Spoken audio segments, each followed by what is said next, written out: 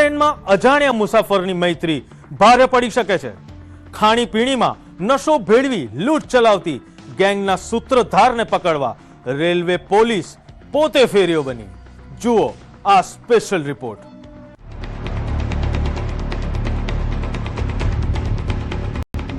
Sleeper કોચનો sleeping શિકારી। રેલવેના sleeper કોચમાં મીઠી વાતો કરીને મિત્રતા કેળવતો આ શખ્સ કોઈ મુસાફર નહીં પણ ચાલતી ટ્રેનનો ઝેરીલો સાપ છે। મોઢે કાળો નકાબ અને પગમાં ચપ્પલ પહેર્યા વગર ઊભો છે। તેની પાસે આ 500-500ની નોટોના બંડલ ક્યાંથી આવ્યા? આ છે અમિત ઠાકુર, જે મુસાફરોને મોતના મુખમાં ધકેલી ઊંઘની ગોળી આપી તેમની જિંદગીની મૂડી લૂંટી લેતો હતો।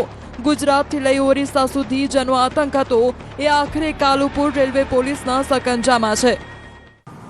ટ્રેનોમાં મુસાફરો સાથે મિત્રતા કેળવીને તેઓને વિશ્વાસમાં લઈ ફરિયાદીની નજર ચૂકવીને તેની ખાણીપીણીના સામાનમાં કેફી પદાર્થ જેવી કે ઊંઘની ગોળી, ટેબ્લેટ, અલ્ટ્રાઝોમ જેવી દવા ભેળવીને તેઓ પેસેન્જરોને બેભાન કરીને તેઓના જીવ જોખમમાં મૂકીને તેઓની પાસે રહેલી રોકડ રકમ, કિંમતી ઘરેણાં, તેઓના મોબાઈલ ફોન તથા રોકડ રકમ જેવી કિંમતી વસ્તુઓની તેની પાસેથી ચોરી કરીને આ આરોપી જે હતો એ પોતાના ગુનાને અંજામ આપતો।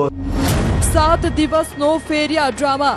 દિલ્હીના આ શાतिर ઠગને પકડવો એ લોઢાના ચણા ચાવવા જેવું હતું, પણ કાલુપુર રેલવે પોલીસની ટીમે હાર ન માની। પોલીસ જવાન 7 દિવસ સુધી દિલ્હીની ગલીઓમાં ફેરિયા બનીને ભટકતા રહ્યા। નજર અમિત પર હતી અને હાથમાં ધરપકડનું વોરંટ। અંતે 7 દિવસની મહેનત રંગ લાવી અને 25 ગુનાનો માસ્ટરમાઇન્ડ જેલના સળિયા પાછળ ધકેલાયો। ગુજરાત સિવાય મહારાષ્ટ્ર, ઓરિસ્સા, ઝારખંડ, પશ્ચિમ બંગાળ, તમિલનાડુ, યુપી વગેરે સ્ટેટના અલગ અલગ 25 જેટલા ગુનાઓને અંજામ આપેલ હોવાનું કબૂલાત કરેલું હોય, જે પૈકી 8 ગુનાના કામે તેઓ ટ્રાન્સફર વોરંટથી અન્ય રાજ્યમાં ટ્રાન્સફર કરવામાં આવશે। આખા દેશમાં પાથરેલી માયાજાળ।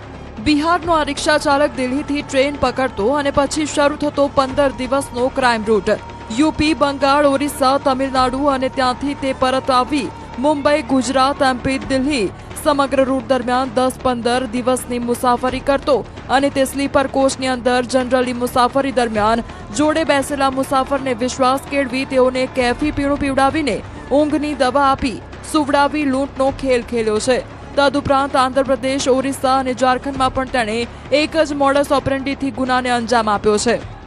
આર્થિક ઉપાર્જન અને મોજ શોખ માટે એને જે ટેવ હતી એના માટે આ રીતનું એ ગુનાને અંજામ આપીને એ પોતે પૈસાનું એક સાધન તરીકે એનો ઉપયોગ કરતો હતો, ગુનાને અંજામ આપીને। મોજ શોખ માટે લોકોના જીવ જોખમમાં મૂકનાર આ ઠગ પાસેથી પોલીસે 2 લાખ રોકડ અને 3 મોબાઈલ જપ્ત કર્યા છે। હવે અન્ય રાજ્યોની પોલીસ પણ આ સ્લીપિંગ શિકારીનો કબજો લેવા લાઇનમાં ઊભી છે। અમદાવાદથી ઋત્વિજ સોની, ન્યૂઝ 18 ગુજરાતી।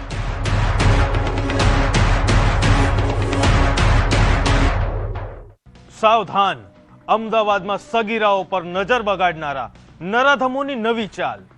છેડતી બાદ નકલી આધાર કાર્ડ બનાવી આચરવા જઈ રહ્યા હતા મોટું પાપ।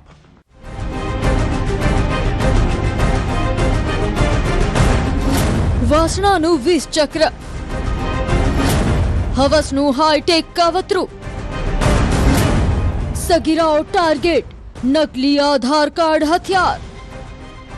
કેમેરામાં દેખાતા ચહેરાઓને ધ્યાનથી જોઈ લો।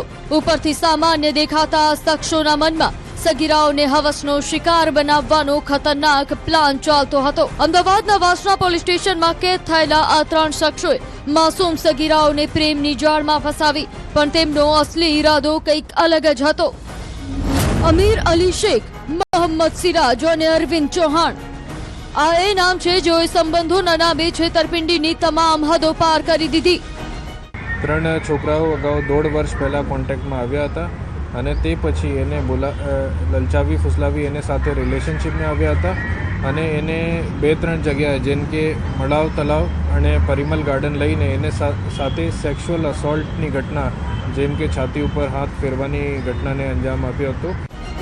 આરોપીઓ માત્ર છેડતી કરીને અટકવાના નહોતા, તેમનો અસલી ખેલ તો હવે શરૂ થવાનો હતો. સગીરાઓની સાચી ઓળખ છુપાવવા અને હોટલમાં એન્ટ્રી મેળવવા માટે આ હવસખોરોએ ટેકનોલોજીનો સહારો લીધો. મોબાઈલ એપની મદદથી સગીરાનું નકલી આધાર કાર્ડ બનાવ્યું, જેમાં 16 વર્ષની કિશોરીને પુખ્ત વયની દર્શાવવા માટે જન્મ તારીખમાં ચેડા કરવામાં આવ્યા. MP સ્ટેટનું ફેક આઈડી કાર્ડ તેમનો ગેટવે પાસ બનવાનું હતું. એ સિવાય એક આરોપી જો છે મોહમ્મદ સિરાજ, એને જો સગીરા હતી એના ડુપ્લિકેટ આધાર કાર્ડ મોબાઈલ એપને મારફતે બનાવવામાં ફેક્ટ સામે આવ્યું હતું અને એ ઉપયોગ હોટલમાં ચેક ઇન કરવાના માટે એને એ હેતુસે એ ડુપ્લિકેટ આધાર કાર્ડ બનાવ્યો હતો. જાગૃત નાગરિકે ફેરવ્યું કાવતરા પર પાણી.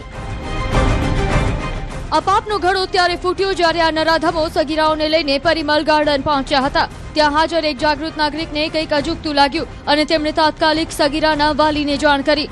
વાલીઓ ગાર્ડન પહોંચ્યા અને પૂછપરછ શરૂ કરી તો આખું 20 ચક્ર બહાર આવી ગયું.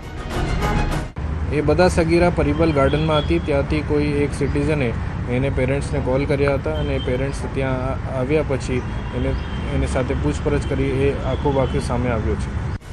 પોલીસે આ મામલે પોસ્કો અને છેતરપિંડી એમ 2 અલગ અલગ ગુના દાખલ કર્યા છે. પકડાયેલા આરોપીઓ મૂળ યુપીના છે અને પીઓપીનું કામ કરે છે.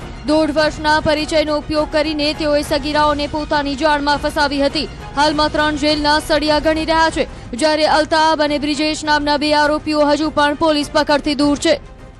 એક આરોપી અજય ચૌહાણ કરીને છે, જો એની ઉંમર પણ 20 વર્ષની છે, એ પણ યુપીનો છે અને એ આરોપી મોહમ્મદ સિરાજનો ફ્રેન્ડ છે. એ જ મોહમ્મદ સિરાજે ફેક આધાર કાર્ડ બનાવવામાં હેલ્પ કરી હતી અને એ રીતે એની પણ ધરપકડ થઈ. પોલીસે સગીરાઓનું મેડિકલ પરીક્ષણ પણ કરાવ્યું છે, જેથી જાણી શકાય કે દુષ્કર્મ જેવી કોઈ ઘટના ઘટી છે કે કેમ. આ કિસ્સો દરેક માતા પિતા માટે લાલ બત્તી સમાન છે.